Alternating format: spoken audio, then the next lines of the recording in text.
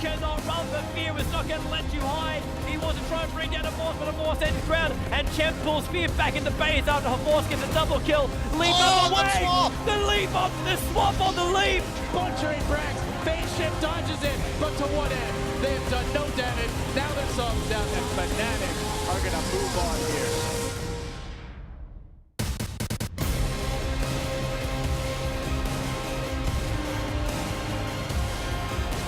Both goes, they're losing to the tree line. Denny gonna phase shift, and then when the Shiva's gone, they're gonna jump in. Koro! Big stun, double stun, Feed can cancel Black Hole, won't go! He actually gets hurt! KIS trying to fire, locked in position, avoids with a double kill, Mushi, almost dead, and is dead, Mushi down, and SK will buy back, and GG! Navi! Are you ready?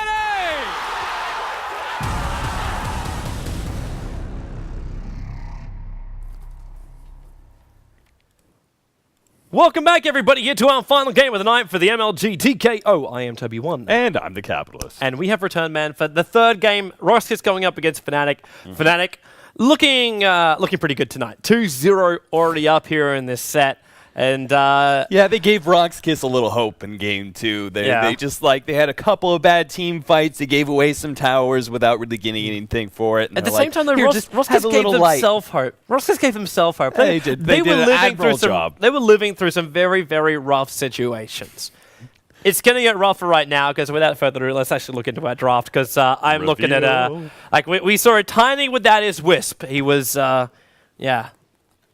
It's like George. Oh, yes. Nahaz gave me that stat earlier. Oh, yeah? It wasn't quite the stat I was looking for, but it was pretty damn close. It's Fnatic specifically. They have drafted the Tiny with Wisp 34 times in a row. The last time that they ran a Tiny without a Wisp was almost a year ago, April 2013, and that was a loss. So, it's not a general stat of how many times you see Tiny without Wisp in competitive games in general, but it goes to show just how little you actually see Tiny picked up without his fellow compadre. And this time Fnatic will secure it, while RoX, same old RoX as they ever were, they go ahead pick up the Invoker. But the Bane, man, do you think Godblack is ever going to let go of those support heroes? Even they haven't really had a winning record of late. Until he's convinced that the hero doesn't bring what he wants to the table. No. Godblack's a very stubborn man. He's a very, very stubborn man.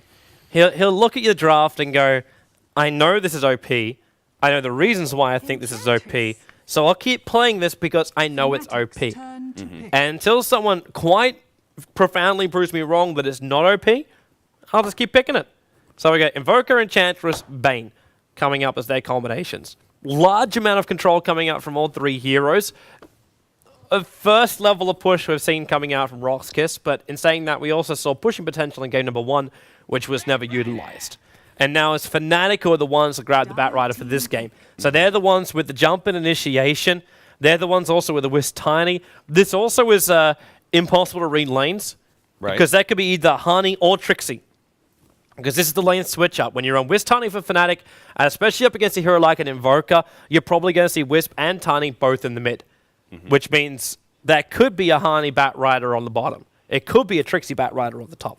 I would rather see Arrow on the Tiny. Personally, it's Arrow on the Tiny. Doesn't matter what happening here. Right. Sorry. I'm saying Trixie and Hani jumping between Batrider. Yeah, sorry. I personally like to see... sorry, I meant not Hani on the Batrider. Is really what I meant. Okay. I would prefer to see Trixie on the Batrider. I think Hani... I think he's a big playmaker, but I think he needs heroes that operate by themselves. Invoker is a good example of a heavy-hitting hero that is able to operate a lot by himself and just wombo combo somebody down all by himself and not really be the setup for somebody else. I would rather see Trixie play that role. But Fnatic, okay, maybe not. Maybe it is going to be a Hani Batrider. Yep, it will be. That's a Trixie Centaur right there. The only question is still to be added in. Who is going to be the last support hero coming out now from Fnatic? Because if this is a Centaur off lane, then they may just leave him up there to his own devices. let's let him do whatever he wants to do, which means Tiny and Wisp remain on that mid lane, Bat Rider on the bottom, which means you go with jungle hero in this kind of combination, in this position. With a Bane and an Enchantress and a Puck and Invoker on the field, I get a feeling, because I haven't seen him banned out yet, that Rubik is the path that Fnatic will go. So they end up actually having a more initiating style hero, control hero, and then a pulling hero. So he pulls for the creep waves in the bottom lane, maybe stacks up the camps for the Bat Rider, like do this kind of jazz. I also want to include this stat that Nahaz included, and it's only because I kind of glossed over it and then I realized how incredible this record is. But Fnatic right now with the Tiny Wisp combo, they're 27-7. Not shabby. That is damn impressive. That is insane. It's why so many teams like first ban away at Wisp or something like that, just to make sure that Fnatic don't have that that opportunity to get the combo. Fnatic, though, they ban away one of the carries that they don't want to deal with. It's no surprise that they take away the Luna. You already have the pushing power of the Enchantress, the Puck initiation, followed up by the Invoker amount of damage. So apparently they feel this is definitely going to be a Puck offlane, and we're not going to see any sort of weird like Exort Invoker in a one position or anything like that. Yeah, I'm kind of with him on that too. Yeah. Because no. It's gotta be Puck off lane, Invoker mid, safe lane, the old-fashioned way. I say the old-fashioned way. Puck off lane really isn't that old-fashioned, but yeah. Unless they try and run Invoker on the safe lane aggro tri-lane with the Enchantress Bane +1, that'll be their other potential, which means you'll be looking like something like a Mirana coming in if they're going to really attempt something like that. But they're out of time. And we get an Alchemist. Ooh. And I'm still not going to throw away the potential of that, because I was thinking combination of Nightmare into Concoction, into Arrow, but Nightmare into Concoction will work just as well. With an Enchantress slowdown, I don't think they can really kill off the Bat. Actually, no, they could kill off the Bat Rider with that. It's keeping up with him is going to be their major problem.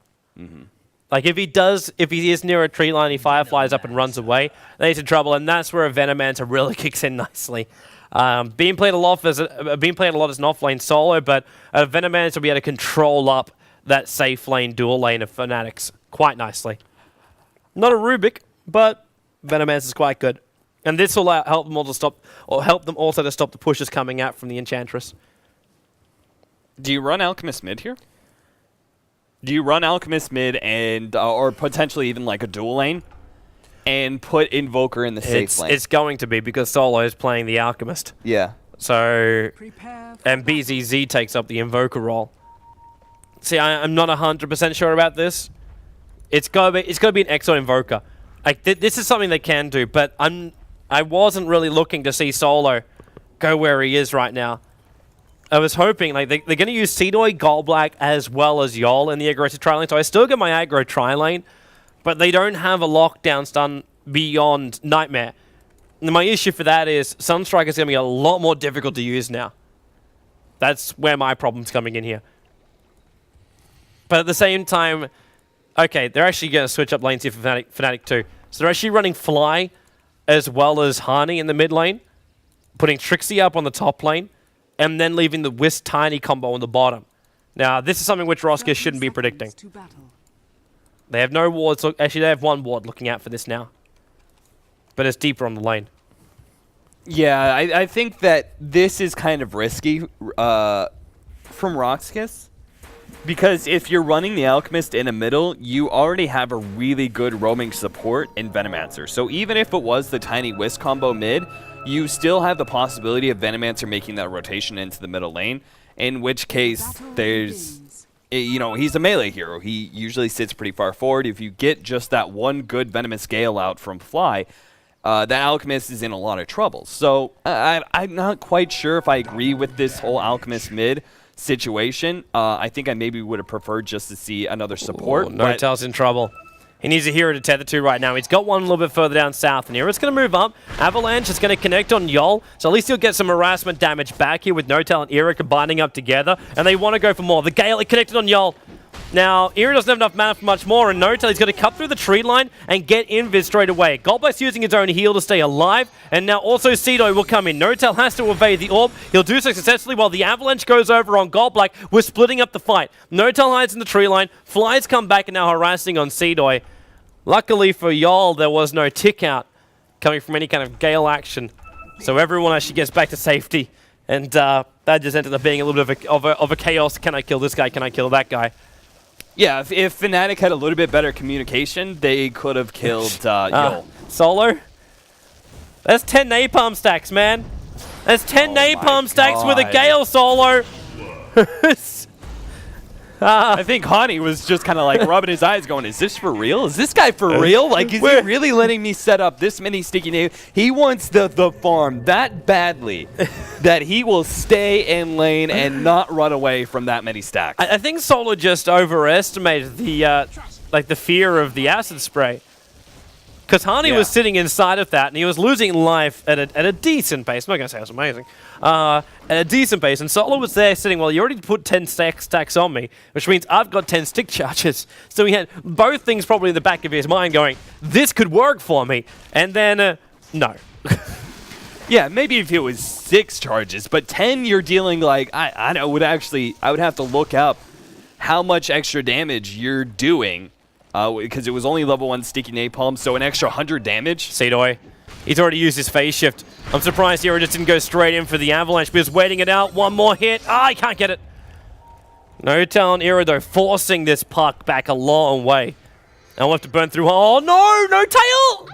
The spirits, they're just a little bit too close. He's a dragon back in again. He gets the kill. He gets the kill. There's no experience given out, but he left Era all alone stranded. We're going to potato masher. Actually, sorry, it's tomato masher. Sorry, Bruno. I do disgrace to you. Botani goes down. That all of a sudden is no longer worth it. Yeah, this interesting like 2-man support rotation combo that they have between Goblack and Yol. Like they're just full-time enemy jungle. And that's the only reason that this Alchemist can be run mid rather than the Invoker, because the Alchemist will be good setup for these 2 supports to make their rotation into the middle lane. Because Unstable Concoction as your lead, or if Bane can get close enough, the sleep, but then the follow-up of Unstable Concoction, either way it's going to be really strong. Invisible Batrider. Hard to try and deal with him, eh? The problem is, though, while Hani's an invisible Batrider, he can't throw down sticky napalm, but what he can do is keep that Firefly going and then kill secure after the support came in from Era with the avalanche. And now we're running Fly in the middle lane as like more of a farmer, while Hani is doing like a little bit of jungling. This is a level farmer. This isn't even about like finding CS. This is about making sure that Solo never wants to come in close. Acid Spray obviously doesn't affect Plague Ward, so he can't force out the lanes by doing such a thing. And now the Fly has his level 4. He's already got his 2 points up in the walls. He actually did that before he even got a point up in Poison Sting. But with the point up in Poison Sting, he just keeps Solo under wraps here in mid. If he can focus down the wards too, I'm waiting for like perfect denial movements from the Mass Serpent, from the Plague Wards, but it looks like they're just going about their own business. Yeah, he's too busy securing runes. Just picked up a double damage rune. So good for him, but I do like this. He's got no mana. Oh, he just popped off his stick charger so he could try and have enough for a concoction, but he was short. Now he's got enough for a concoction. Boots are up too, but Fly, they're going to hit him. Sunstrike's on the way in. Decent amount of damage, especially with the Brain Sap. He tried to pop the DD rune as well as get bottle charges off quickly, but couldn't regenerate fast enough before that last attack from Yol was able to connect. I was waiting to see if Fly could pick up like level 5 or level 7, if he would start going and farming up like stacks in the jungle or even Ancients. Like that, wards are really powerful early on. If you can actually get those early levels, you can just do some full-time like junglings type stuff. Like just start stacking up Ancients and clear that out or something like that. Just something to get you that extra golden experience. However, they do need that constant lane presence because Yol and Goblack are not holding up. They got caught out once and forced back to their own jungle for a small amount of time, but here they are again, once again invading the enemy jungle and keeping that pressure on both the bottom as well as the middle lane. Yep. One lane which we haven't talked about is the top lane. You look at Trixie right now. This is a guy who's 8 for 0. He's gone 1-on-1 with this Invoker, but with fear of an Enchantress being around, possibly. But it's still an 8 for 0 up against a 30 for 15. PTZ has heavily won this off lane, or his safe lane, but the off lane for Fnatic. Yeah, it's not a big surprise. Centaur's only opening is at like level 1 or 2 to get some CS. Once you start having Cold Snap. Oh, Goblack, he backed up. surprised he's lost his stunner. He's only got the Alpha Wolf with him. And that's not really enough damage to really cause some troubles for Notel. But the Blink Dagger is already over on the Bat Rider. Centaur's taking even more damage. It's the Cold Snap and the Force Spirit's going to work on him. But I want to see where Honey's now. Okay, so Honey goes bottom lane. Blink Dagger lasso, and he's going to go for Seedoy. Who cares about Gold Black? He wants this puck. So drag him in. Now wait as long as they possibly can for the Avalanche. And the Bat Rider Firefly does the rest of the work. And then you got Gold Black and Yol trying to run themselves away through the Radiant side jungle. But they split up. Yol goes up high. The Observer Ward's going to be watching them, however. Now tether in with the Nightmare or not. Notel will actually take that Nightmare off him so they can keep the Napalm stacks. And Era, Avalanche, tries to stick up with him and will do so. Though, but Harney will take the kill, and Gold Black, well, he's running back into the middle of this fight with his heal up and running, which is nice, but it's now a double kill for the Bat Rider, which you may as well consider to be a triple kill for the Bat Rider. You might talk about it, Nahaz, who put the setup saying that Honey's played only one game this year as the Bat Rider, and it was a loss against Cloud9. In this game so far, it looks like he can't be stopped. Yeah, he's doing well, all starting with that really easy kill on solo. I think RoX are making a little bit easy on Hani's re-entry as a debut of Bat Rider, but still. Oh, Trixie's in trouble at top. The Cold Snap combo, Look, dodge. He dodges the Sunstrike. If that was able to connect, then he would be dead right now, but no connection, no death. He's just going to hold back, wait for his Tranquil Boosters, trying to finally kick him with some regeneration. He'll be fine to stay on this top lane for now. While Fly has 3 levels up in the Plague Wars, defending the middle up against Solo still. At least Solo's finding CS out of all of this. Just not a hell of a lot. His DPS is really poor. He can't get through these Plague Wards.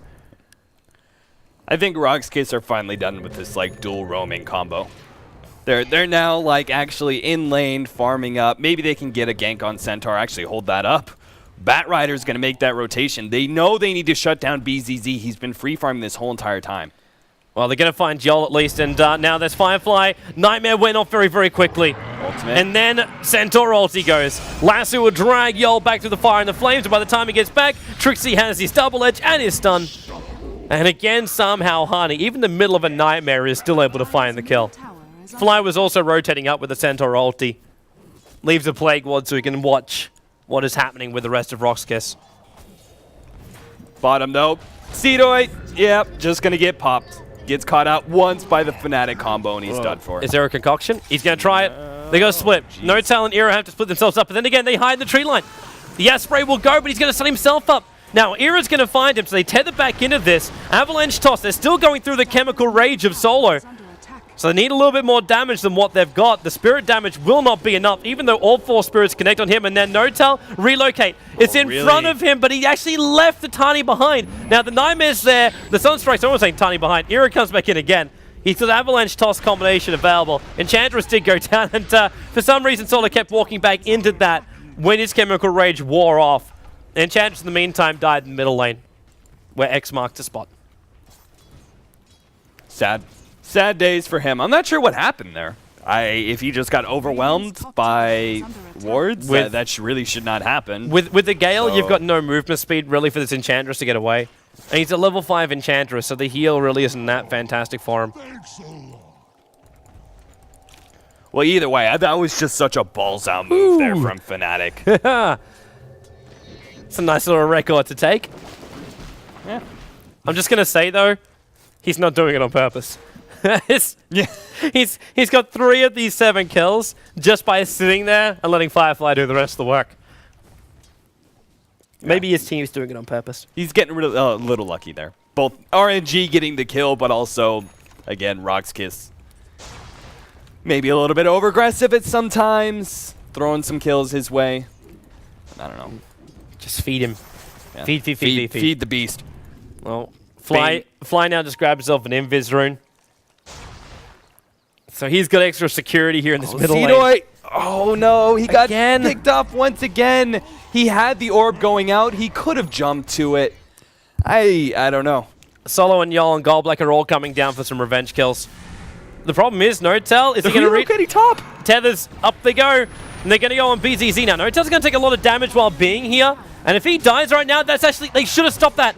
He would have dragged Era back down to the bottom lane. They would have been able to gank him up, but now it's just going to end up being No-Tail dying. Batrider gets a lasso on the courier. It's got the Hand of Midas recipe on it. That's the reason why he wanted it. There's got to be some kind of rule about flying creatures can't kill flying creatures. Like, just as like principles, like cannibalism. It's wrong in general. Yeah, it was already so huge that they picked off the Invoker. I was going to say, it looks like Invoker is going for a Midas, so all the more reason for you to try and gank him. But if they'd actually killed that courier, huge opening. Solo, he's got that chemical. Oh, Jesus. Again. They just keep running into this combo. I don't know It's the middle lane I'm watching, like Nightmare into Sunstrike, but Fly able to get the Invis rune off, and now we got the Gale on Seedoy. Like, Seedoy's got Dream Call available for himself, but he knows his turn rate is horrible when his wings are gunked up. Yeah, if only they had Lasso up, maybe could have been a kill. Goldblack's wanting to defend this bottom lane. Yol still is not level 6. He's coming in too early, but he's got to because one of the Centaurs is about to time off. Yol's trying to reach him, but he's got Hani on the tail. Now Era, he's being stunned up twice, but then the Cragly exterior helps him out, and then Avalanche toss. Goldblack goes down, and Hani has to be Nightmare. Yol was having too many problems with this. Lasso may still be on cooldown, but there's a 4-star available for Hani, as he's going to use it. He's locked in the tree line. Concoction's coming in from Solo. It'll connect on Era, but No-Tail. He's got 8 stick charges available. It's going to keep them both alive a long, long way, especially when Centaur ulti goes. Avalanche, toss into BZZ. He'll go down. Solo, Chemical Rage. Still actually got like maybe a little bit of his duration left. And he turns around for a Concoction. Oh, this could be bad. Oh, this could be bad. He sees him. He's going to get a double stun! Oh! It's beautiful for Solo. Hani's also in the corner. Firefly up. He's got Lasso available, and Solo's had a Chemical Rage. He's going to get dragged back in range to the Tier 1 town because the 4-star, he's separated from the rest of the squad, which means he's taking the full damage from this tower, and Hani is waiting for him to stun himself Suicide. up. Oh, Oh! Nightmare! Yol keeps him alive. Goldblack will take it off just in case Hani was going to try anything. While in the middle lane, Fly, he's going to die the one last attack coming out there from Seedoy. I think the teams are both decided to play a little bit of silly buggers. Yeah, I think so too. Hani may get caught out as Solo too. Oh, the Unstable Concoction. If he just thrown it a little bit sooner, maybe he would have gotten a kill. But again, these teams are just running at each other. I don't know how this is happening. He just uses the creep. Solo kill, No-Tail, you're too legit. It's 4 points up on the balls. He tethers to one of the creeps so he can get himself in range of the puck. Must have noticed that there was like either orb down or something else along these lines. Yeah, he didn't have any mana at the time, so... BZZ just got spotted off. Era's going to see if he can get his Avalanche, and BZZ, then even the movement speed. Avalanche will connect. Toss up in the air, and the Spirits. No-Tail moves into the perfect range for it. Yeah, they even take the Alpha Wolf on the way out. Good, already aggressive. That was just a fresh ward too. That was only just planted. And then they put one behind the tower as well. I wouldn't be surprised if No-Tail knows like the default for his Spirits to be at for that perfect tether range. When you tether to somebody, right, that perfect distance, I bet he knows exactly how close he needs to be for Spirits to be hitting. Hani found Goldblack right now. I don't know if it's for bottom lane though. Yeah, it is. Solo. There was a Wisp relocate that came down. While Hani is watching over Goldblack, he's got 2 napalm stacks on him at the moment, but Firefly, it's about to wear off, and he keeps getting attacked and putting his Blink Dagger on cooldown. But now, he might jump in. Trixie already with a Blink Dagger. Just double edges over. He'll grab Goldblack, and up on top of the hill they go together. There's no way to blink away, so Hani's actually trapped up here with Goldblack, while Seedoy will actually be able to solo up Trixie because of this. Attacks up the hill, jumps down again, and the man fight goes to Hani. And even an Invis room, which now Hani will jump down, bottle up, and come back to use as Era manages to bring down the poor, poor Puck, who was caught after his little battle with the Centaur. Kill every 30 seconds. Love it. That's Love where it. we're currently at right now. I would love it right now if RoX KIS slowed the game down just a little bit, because this is obviously not going in their favor. They just keep running into the tiny combo over and over again, and it seems to surprise them every single time. They're like, oh, my squishy support hero gets one-shot by this. I can't believe that happened. Like, they've got a Hand of Midas up on Invoker. Like, Alchemist should be ready to fight right now. Like, he's got a Medallion of Courage. Okay, so I agree with his aggression, but we still have yet to see, like, a Blink Dagger for Puck. It's not to say that RoX KIS shouldn't be forcing these fights, but maybe in a little bit less chaotic manner. Hani just found him. Last 2 in 2 seconds. And Wisp relocate. They're going to go on Yol to start with. Get rid of this Fiend Script before the fight begins. The Avalanche actually hits on 3 heroes. The Nightmare from Yol protected him. And now with the Venomancer rolling, it coats everyone from RoX. Yol goes down to Plague Ward. Sunstrike's on the way in to make life a little bit harder for Trixie. He's popped his stick charges, but he will not survive through this. Flying though with a double kill. Tossing an extra one there from Era. Throwing actually the Forge Spirits over. No-Tell. The Dream Call is beautifully done there. And maybe even escape for Seedoy, but no, they say it's over. Just under 16 minutes. The GG will be called out there, and they just say, there's no way. There's no way to keep fighting this. It is very, very, very over. I mean, this RoX KIS team was supposed to have, like, the better mid-game. They ran with an off-lane Puck and mid-Alchemist, and their carry being Invoker. Like, that's not a whole lot of late game to you. You were supposed to come online about 15 minutes. The problem was they tried to keep on fighting way too early. Yep. They were fighting into the Tiny combo when the Tiny combo was at its peak. I don't know. They just kept running these squishy support heroes. Their constant aggression with the Enchantress and Bane was working early on. But the moment they got shut down once, it was time to get out of there. I think it was time to finish up your ultimates. Get Bane Fiend's Grip. It makes all the difference on the hero, but instead they just kept on trying. This is just like the Russian way of fixing things. Just keep running into it until finally it knocks over. That's the way they try to approach this, and of course I say a little bit of Ukrainian. Same as Godlike's. So their overall game strategy was the same as Godlike's drafting strategy. Take OP stuff, keep hitting work. No, just keep OP draft, just keep hitting them. That's the goal. That's the goal.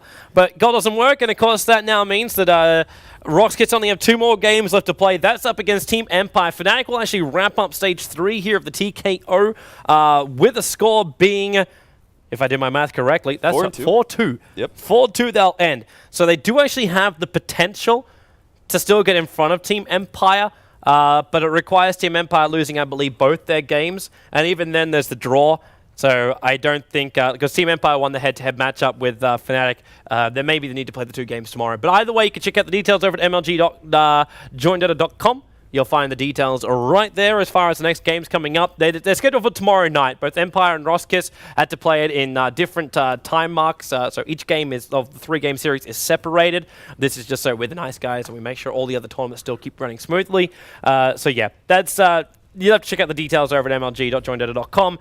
Grand finals are coming up this weekend for both Europe as well as America. This Saturday night is, in fact, the US final. We'll be having Team Liquid going up against Evil Geniuses in their best-of-5 EG. With their amazing play of late, will be going in with a 1-game advantage. And, well, Team Empire look pretty snug to take out that #1 position from the EU point. So both Team Empire and Fnatic should be the teams, actually will be the teams qualifying in for the grand final for EU2, and that'll be coming up, I believe, on Sunday.